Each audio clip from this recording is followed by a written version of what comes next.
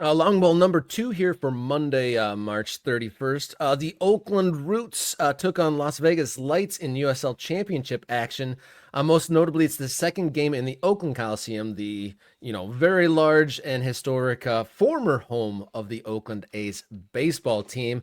And it was kind of keeping an eye on this game because they broke their club record and was one of the all-time championship attendance records in game one. Game two, significantly smaller, more in the range than they had originally planned. I think the stadium set up for soccer, I think was 15 or 18, and they had in the mid-20s last week, or in the game one at least.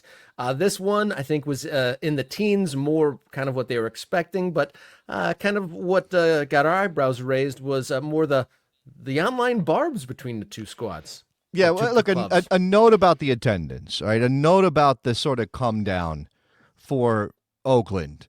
There's no shame there. There should be no like, oh my God, look at the big drop that they had from 20,000 or 20 plus thousand down to whatever it was with an average of 16.8. And I don't have the exact number from this weekend, but with an average of 16.8 between two games, yeah.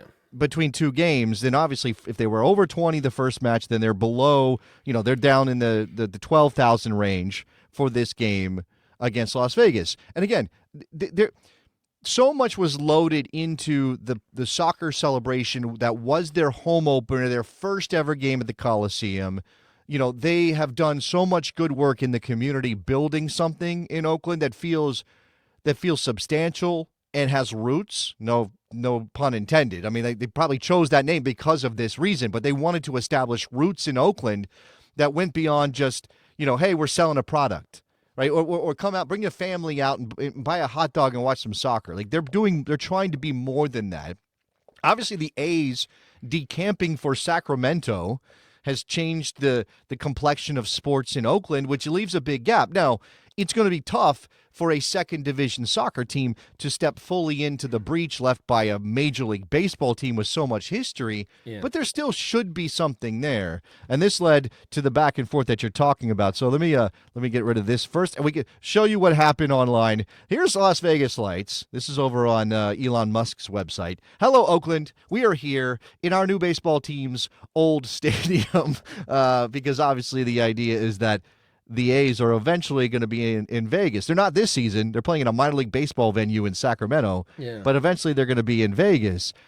Why Las Vegas Lights? Like, I understand online banter is part of marketing these days, but why? Like that's not the move, right? So then it's like we poking get the dead fish on the beach, right? Like, and then we get the response from Oakland. Are you sure they will be your team? Because who would trust the owner of the Oakland A's at this point?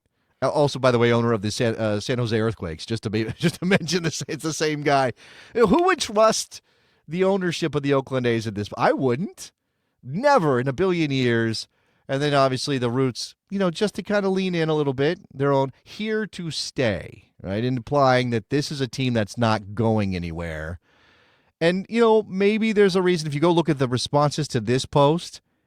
Yeah, maybe there's a reason that Oakland Roots shouldn't be saying things such as that because, soccer in America basically is my point, right? And I'm 185 teams that have gone out of business since 1993 or whatever it is. And also remember, and this is again, I want to believe, I want to have faith. I do think they've done some incredible things.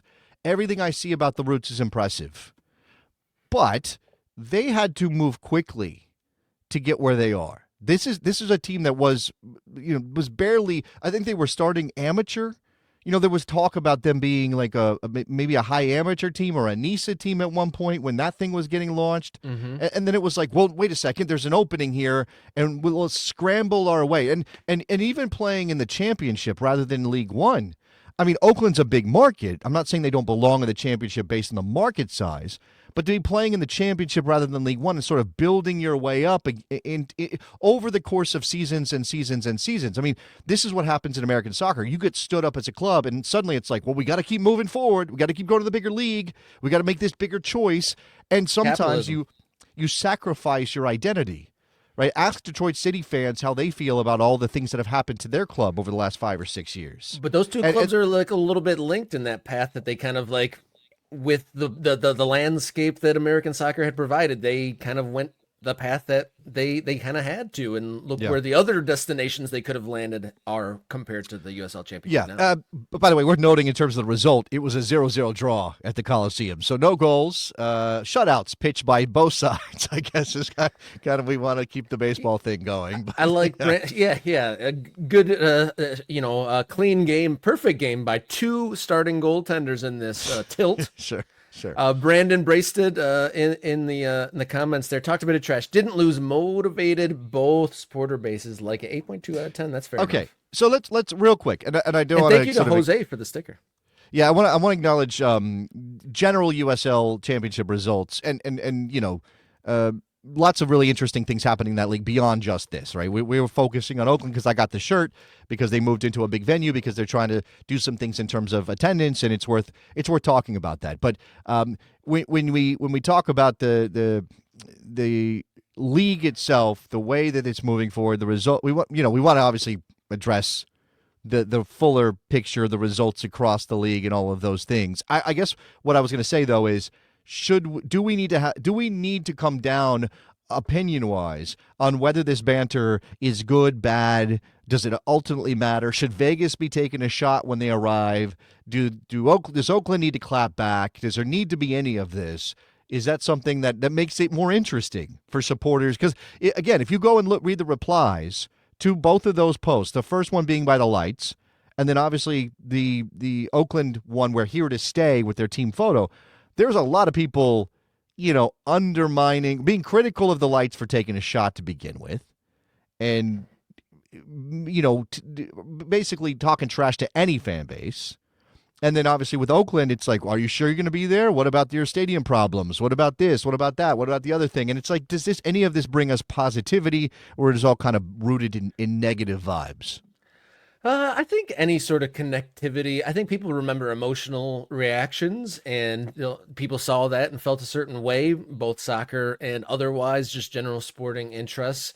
I think that just like the whole pro row plans and everything like that, I'd rather see something than nothing at this point. And if you get more people talking about the games and more attention on it, I mean, it might touch a sensitivity. I mean, but also it's an elephant in the room, to be honest, too, and better to kind of bring that out in the open, kind of talk about it. It's a unique connection. How many people have that connection between Oakland and Las Vegas, where they're exchanging teams and there's all sorts of multiple layers of stadium issues? So I think it's fair. I mean, and at the same point, maybe that becomes a rivalry, and I feel like more connective tissue is probably for the best. I mean, It's definitely not sunshine and daisies to be poking at those sort of issues, when definitely the A's have an emotional connection to a lot of people there.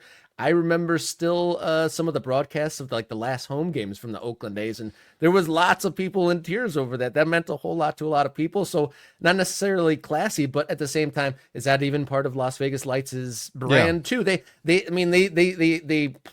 their original platform was like, we're going to try to be the tackiest kind of team, with their marketing and all that. I mean, they did money drop out of a helicopter. I mean, the ownership has changed, and I think maybe there should be a different approach, because that's there's a different set of people in charge. Brett Lashbrook was the guy who was sort of behind that Bill Veeck style of marketing in Vegas, and a lot of people tell you that was the wrong way to go. All right, I want to just acknowledge some things that are happening in USL, in the championship rather. We still have two unbeaten teams 4 rounds into the season.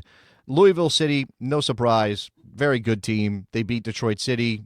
Sorry to all my Michigander friends who obviously would have liked to have seen that go the other direction. In San Antonio FC, they went to Lexington and won 3-2, and they are perfect on the year so far, and looking like the class of the Western Conference, +5 goal difference, win. So interesting things happening in the USL Championship. Maybe at some point we can do a bonus review or something else and talk more about the results.